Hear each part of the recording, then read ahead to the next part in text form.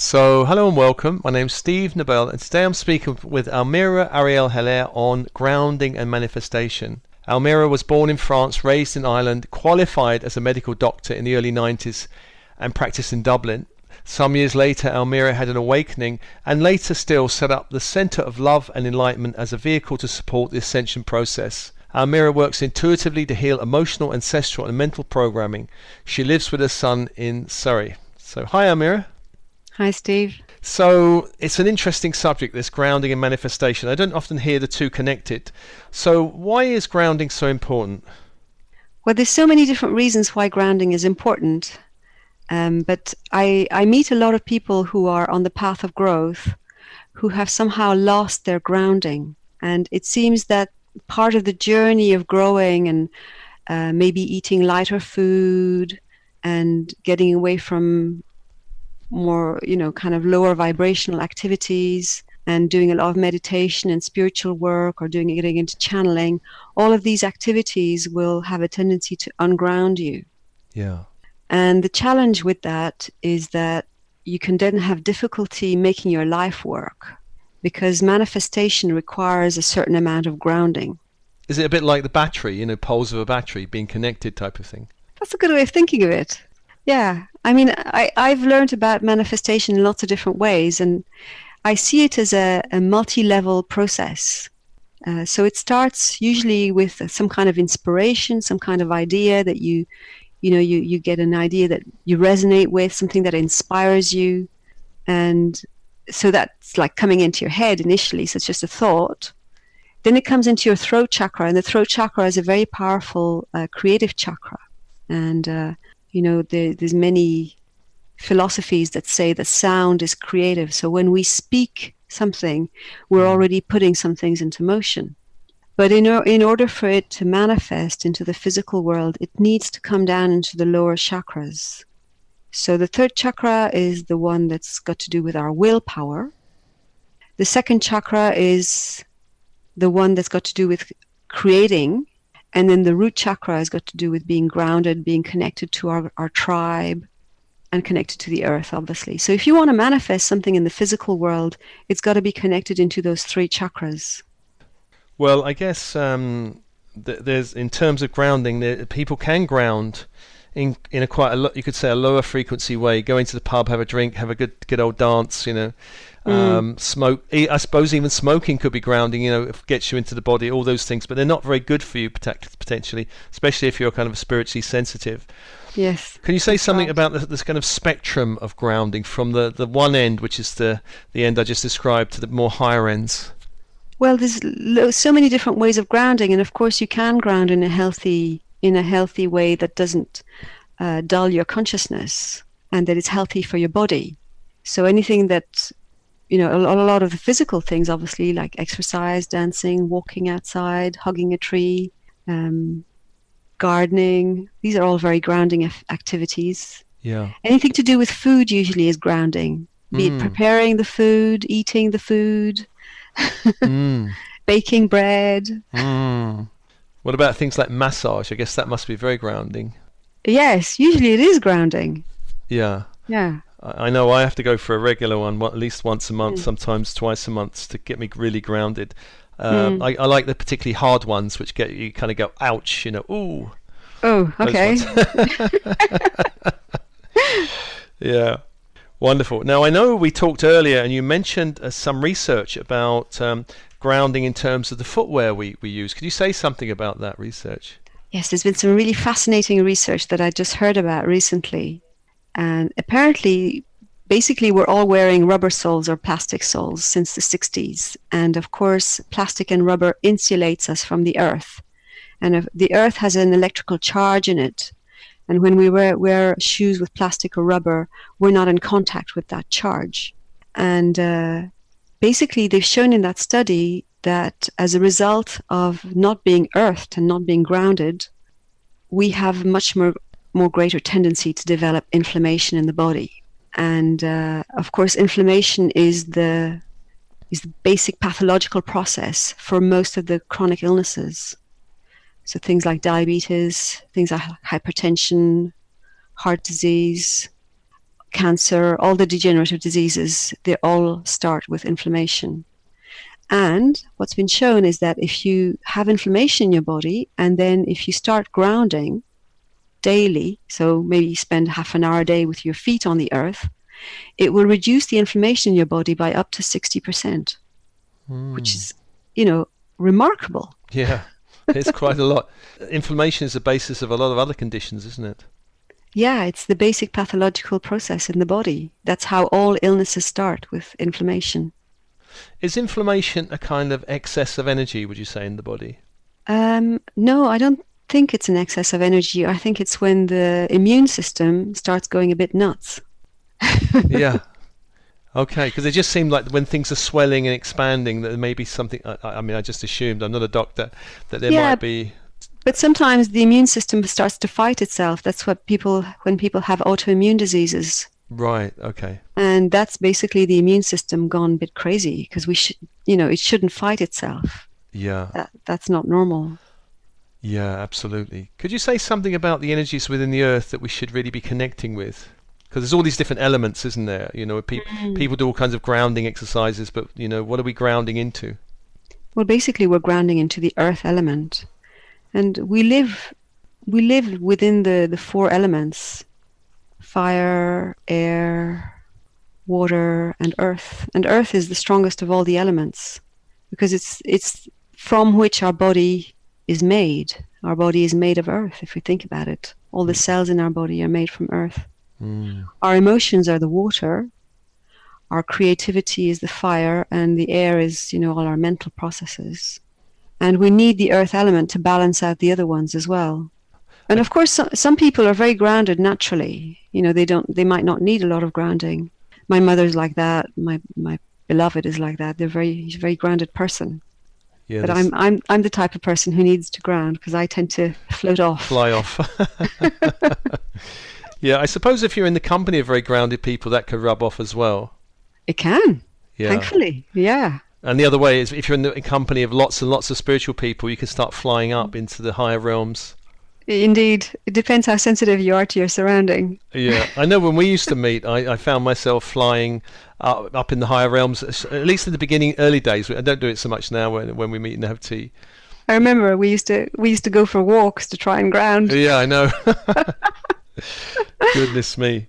Well, the symbol for, I'm not sure if it's in India, but the 6-pointed star for the chakras, where the downward force coming from spirit is this downward pointing triangle, and then the energy from earth is this upward pointing triangle. So I guess it's using that symbology. If somebody has too much energy coming down, they're almost like a triangle balanced on that tip. They could fall over at any minute. Where the opposite is, if the energy is coming up from the earth, they're on that sort of the base of the triangle is very much on the earth. They have a very solid platform. Do you know about that symbology? Yes, I agree with it. For me, it's all about balance. It's neither about saying, we need to be more grounded or less grounded, or more connected or less connected. It's just about balance. We need to be connected and grounded at the same time. Well, let me ask you about manifestations. All kind of ideas about manifestation. The Secret and Abraham. The channel of Abraham and all of these kind of things. There's from focusing on something we want, or generating a kind of desire or feelings for what we're interested in, or aligning all our choices and words and actions. Could you say something about the manifestation process and grounding? Well, for me, the first thing that's important is that all the different parts of us have to be aligned with whatever it is that we're trying to manifest. So if we've got an idea that's coming from our higher self, but then if there's a part of our mind that says, I'm not good enough for that, then that's obviously going to get in the way of the manifestation. Or if we're carrying a program from our ancestors that's saying, well, no, you can't get beyond a certain level, that's going to get in the way as well. So often we need to do some aligning work when we're manifesting. And I think that one of the things that really helps is to be able to feel how would that manifestation make you feel when it's coming into reality. So if you're wanting to manifest a new home in the countryside, how would you feel in that new home? Mm. Would you feel peace? Would you feel supported? Would you feel at ease? Would you feel warm? Would you feel happy? So whatever feelings and emotions you can conjure up with that manifestation, that's going to be very powerful. Different people have different methods. Some people are very powerful at visualizing, but that depends a little bit on how you're wired. I'm not a very visual person. I'm much more a feeling person. So it works better for me to do the feeling thing. Yeah. But if you're a very visual person, then visualizing it would really work. I found personally, I like doing things using the body, involving the body, such as focusing on something particular and walking, or walking upstairs, or cycling, or being in the shower. And I did meet someone who used this technique of being in the shower. Actually, she was singing songs.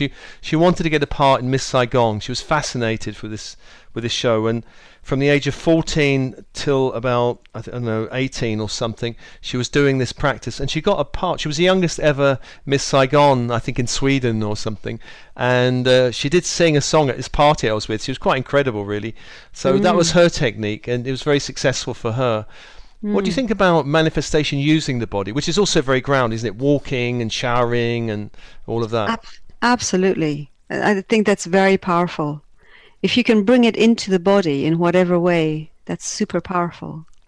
What about things like laughter? I mean, what do you think about that? Or being in a very joyful company where you feel connecting to your emotions, whether it's laughing or deep joy or deep love. What about that? Is that very grounding?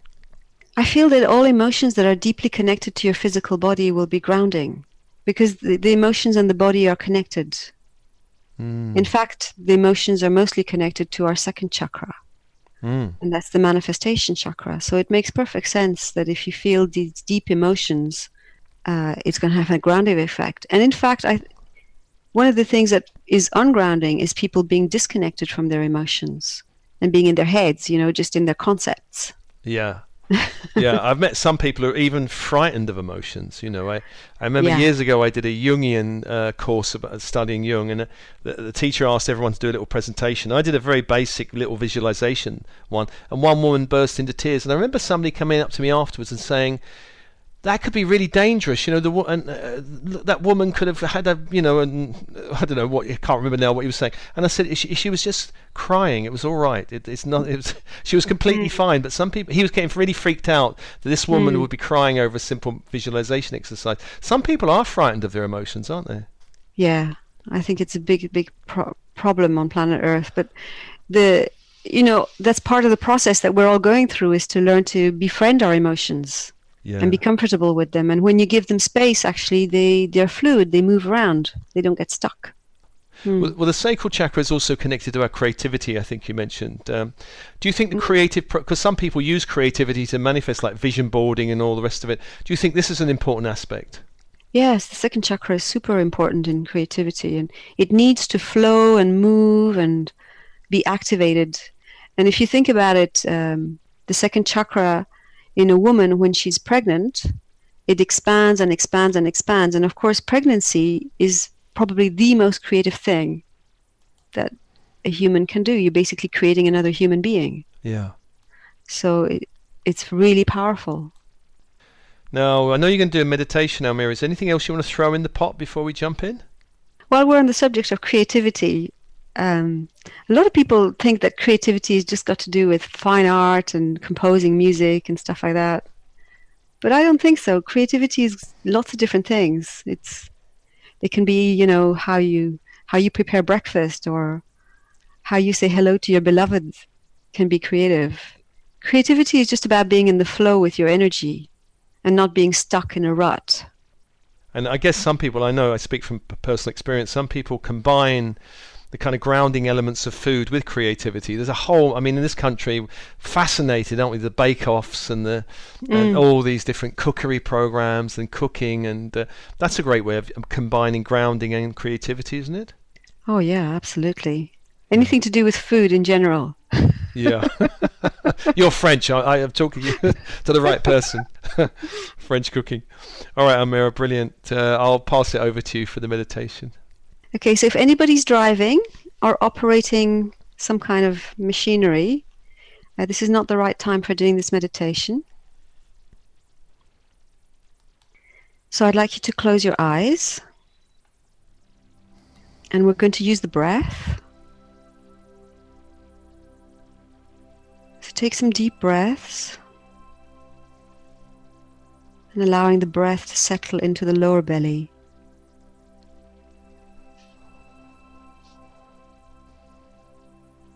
So we're going to focus on the 3 lower chakras.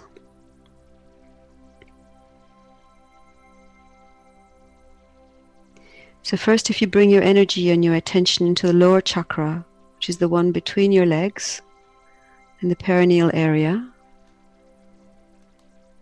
And the color of this chakra is red, so you might want to infuse some red color there just to give it a bit more energy.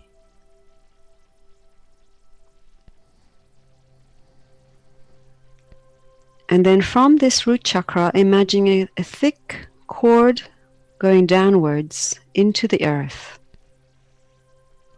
all the way down to the middle of the earth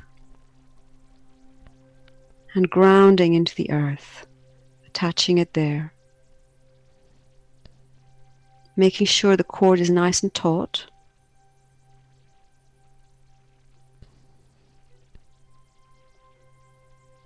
And then you can come up the cord again into the body.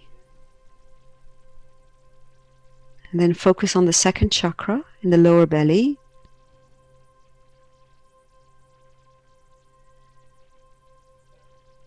So the color of this chakra is orange.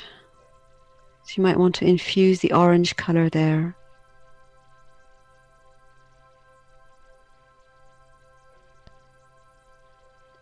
And then from the 2nd chakra, allowing a thick cord of light, orange light, all the way down into the center of the earth, anchoring it there, making sure the cord is nice and taut.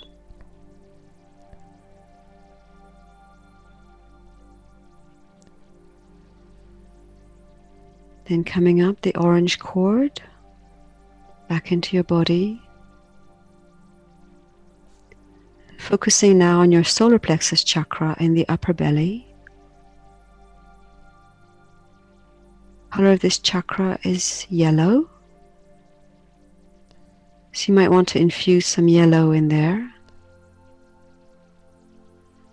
like a bright sun.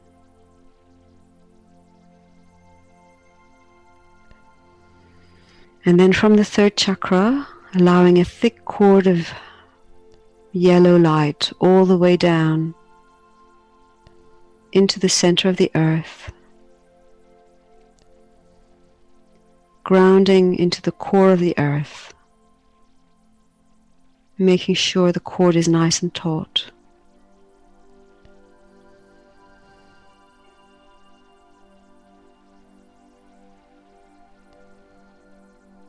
And then coming back up the cord and into your body. Feel the difference it makes having those 3 chakras connected to the center of the earth.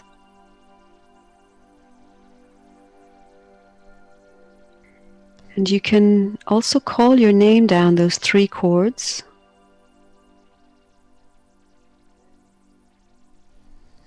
And when you do that, you're basically anchoring who you are and what your purpose is into the earth, because your name holds that vibration.